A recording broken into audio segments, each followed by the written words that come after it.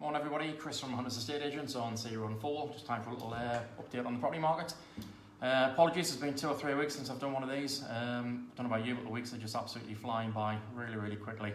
But let's get on with it this morning. A couple of things to talk about. First one is new build houses. I don't know if you've seen the news a couple of weeks back, but there's been planning permission for 82 new builds down on Seaburn, all part of the redevelopment that's happening down there. So I've had a few chats with people this week regarding new build houses, a few people that are interested in them, and just a couple of things to watch out for when you're buying a new build. When you buy a new build house, it's a lot like buying a new car really. You pay a premium for it being brand new. Just like your car, as soon as you drive off the forecourt, it depreciates very quickly. And it can be the same with a house, with a new build house. We do, I think, in this country tend to think that property always goes up in value. Many people think whatever they pay for the property in 5 years' time, it's worth more. It's not always the case, certainly not in Sunderland where the market's not exactly soaring, although it's quite busy. If you look at the stats over the last few years, it's pretty much steady away. So when you buy a new build house, you're paying a premium for everything being shiny and new. It's nice like you can put your kitchen and your flooring and things like that. But do be aware that when you buy that house, if you're only thinking about short term, you may not get your money back. There's quite a few estates in Sunderland, one or two in particular, where people have had a bit of a nasty shock when they bought the new build house. It might be like a 2-bed or something, young couple, baby comes along, they want somewhere bigger, time to move on, and they find that the house unfortunately isn't worth anywhere near what they paid for it, so they end up being stuck where they are. It's not a great position to be in, but it's something that you should be aware of. New build estates, they usually take quite a few years to settle down. If you imagine everyone buys them brand new, and then the first one that comes up for sale, if it doesn't quite achieve the price that was originally paid for it, sometimes sets a trend for the rest of the estate. So there's a few things to keep in mind when you're buying a new build house. The biggest one, I think, well, as with any house, is location. Is it a desirable place to be? Are you going to be able to sell it on no problem? And a few other things to think about. They're very good builders at making money, and one of the ways to do these is with show houses. Now, I've been there myself looking at show houses, and my wife's terrible. Anything shiny new, she'd sign for one straight away as soon as she walked in the show house. She gets dazzled by all the new stuff, and it's a very easy trap to fall into. There's a few things you want to keep in mind when you're buying a new build. One of them is the size of the rooms. Now, builders do use a couple of nice little tricks that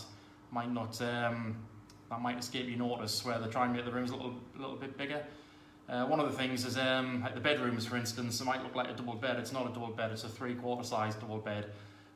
So it looks great when it's all made up, and then when you get in, you get the keys, you move in, you put your bed in there, and you find you can't get anything else in the room because the rooms are so small. Another little thing to do is kind of like use like glass dining tables, things like that, anything that can just give that perception of being a little more spacious than it actually is. So be very careful when you buy a new build, do your research, have a think about another thing to think about as well is how big the development is. Because if you've got a new build estate where there's a couple of hundred houses on it, the chances are in a couple of years' time there's always going to be quite a few for sale. And obviously supply and demand, if there's 7, 8, 9, 10 houses for sale, it's going to be very difficult to get that top price that you might be looking for. So just keep it in mind. Anyone wants any advice about new builds, about buying one, please get in touch. I'm more than happy to have a chat. The ones down the seafront, there's going to be 82 of them. There's going to be 2, 3 and 4 bedroom houses, so there's going to be quite a variety there. The last new build estate that was started just on South Bents, they're all, I think it's a 4-bed detached, started about 330,000. So they should be a lot more affordable for a lot more people. So it'll be interesting to see what the interest is. I think they'll be pretty popular because obviously living down the seafront, it's where a lot of people want to be. So just be careful when you build, just have a think about it first before you rush in. A good thing last year, the government did ban leaseholds on new build properties, which is great because there was a bit of a scandal going on there. But be aware, if you're buying a house that's only 2 or 3 years old, you might be buying the leasehold, which could cause you issues going forward. If you don't know the difference between freehold and leasehold, I think the simplest way to explain it, if you own the freehold, you own your house and you own the ground that it sits on. If your house is leasehold, you own your house, but you don't own the ground that it sits on. So you'll end up paying ground rent to the freeholder who does own that ground that it sits on. It's quite common in Sunderland, certainly around the Folwell area in particular, and Seaburn. They'll be on 999-year leases, which is long enough to see anybody out. And that was when they were built, like pre-war, so they've got like 900 and odd years left on them. So when you've got a long lease like that, it's not a problem, but it's when the lease is getting short, anything under 100 years, I'll be getting nervous, and a lot of lenders won't consider you if it's, I think it's about 75, 80 years is the cut-off point. So if you've got less than that left on your lease, you do need to look at extending it. So contact your freeholder to have a look at that. Okay, so that's new builds. What else do we have to talk about today? Stamp duty holiday. Great news a couple of weeks ago from the Chancellor about the stamp duty holiday. I think it's certainly, it's kicked it up another little notch. It's made it even busier, which is great. One thing to keep in mind, if you're thinking, well, I've got till end of March next year to make the most of it. If you have a think about it, if you've got a property to sell, if you think how long it takes to get your property on the market, to get a buyer in place, and then how long it can take to get that sale through, you might not have as long as you think to make a use of it. I had a look at the stats. The national average for putting your house up for sale to find a buyer is 10 weeks. That's a national average. I think it's a bit quicker around here. And then the average time it takes to get from sold through to completion is 16 weeks. So if you put that together, there's 26 weeks. There's 6 months from putting your house up for sale to completing. And if you think of working back from the 31st of March next year, 6 months, so the end of September, and then you chuck in Christmas holidays and what have you. So really, if you want to make use of the stamp duty holiday, if you want to do it within plenty of time, it'll probably be an idea to get your house on the market no later than the first week or two in September, really.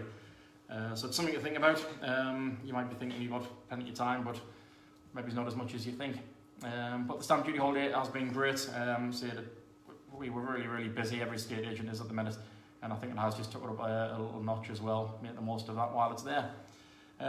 So that's about it for this week. Anything you want to talk about, please get in touch. chris.kelly@hunters.com.